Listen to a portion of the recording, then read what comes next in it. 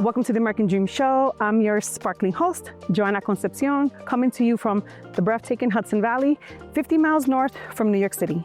Beneath me lies one of the world's most extraordinary architectural treasures, Petra Island.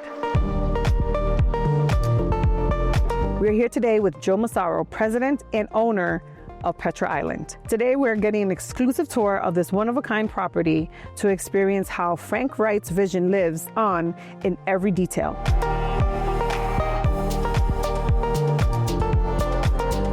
So welcome to Petra Island. In 1949, a man named A.K. Chahroudi bought the island at auction for one reason: to have Frank Wright design him a house for his island.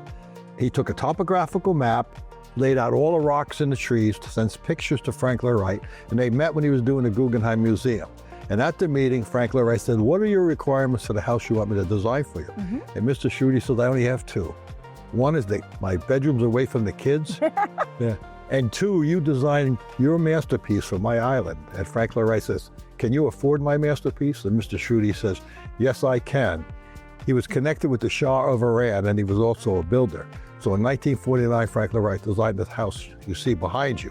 The island is 11 acres. So this is the cottage. So Frank Wright was actually out here during the construction. Okay. Because he was working in New York City. So when he came out, there was a 4x4 off the peak of this roof. And he turned to the carpenter and said, "What's that doing there?" And the carpenter said, "That's to hold your roof up." And Frank says, "If you built it right, you don't need it." And he knocked out the wood, and the roof hasn't moved since. Oh, right here in this corner. There, yes. That's awesome.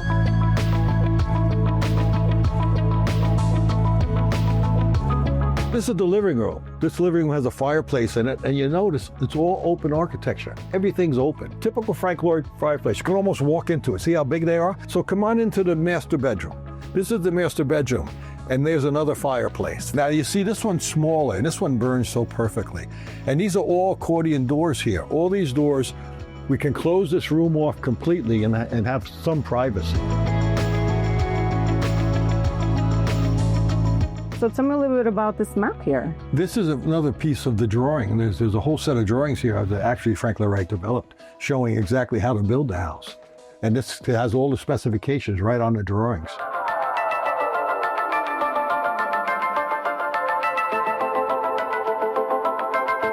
If you've ever been into other Frank Wright houses, he loves to compress you on the entrance, okay? Okay. And release you once you go inside. This plaque here, it's all Frank Wright designed, just beautiful thing, all in brass, you know? Love it. He knew that this rock was here, and he knew what this rock would look like. And he designed this house around the rock. Now, when I took this project on, I didn't need another house. But after I looked at this drawing, I said, I might be building one of Frank Wright's masterpieces. I want to build this house like he's alive. When he walks through that door, he wouldn't be mad at me.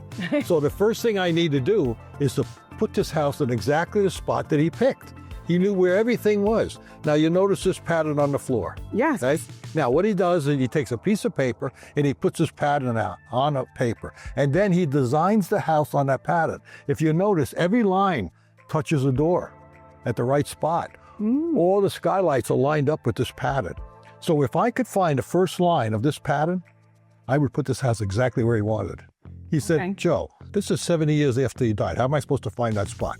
He said, "You're a smart guy. Look at my drawings. There's a key on the drawings." So I look at the drawings, and what do I find? This notch in this rock here is the first line of the first line of the pattern. That means I set this house exactly where he was. These are copies of the original drawings. Remember the notch in the rock? There it is right there. Yeah. I didn't make one change on these drawings. I built it just like it shows here.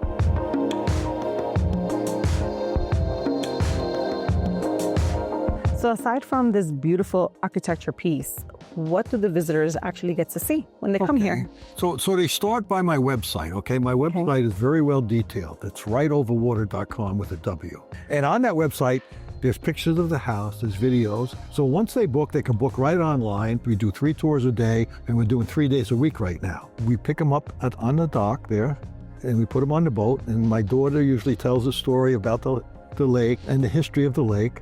And then they come here, and then up the stairs they come, and then I give them the history of how I bought the island and then how I ended up building the house. And then we take them through a detailed viewing of the house. There's no ropes up. You can go in every room.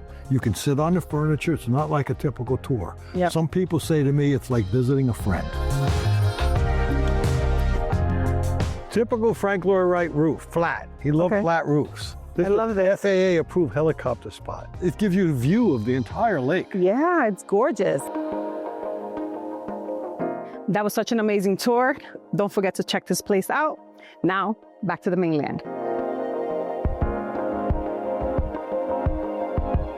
Petra Island stands as a testament to vision, perseverance, and timeless design. From Frank Wright's original sketches to this breathtaking reality, it's proof that great architecture doesn't just shape space, it shapes emotion.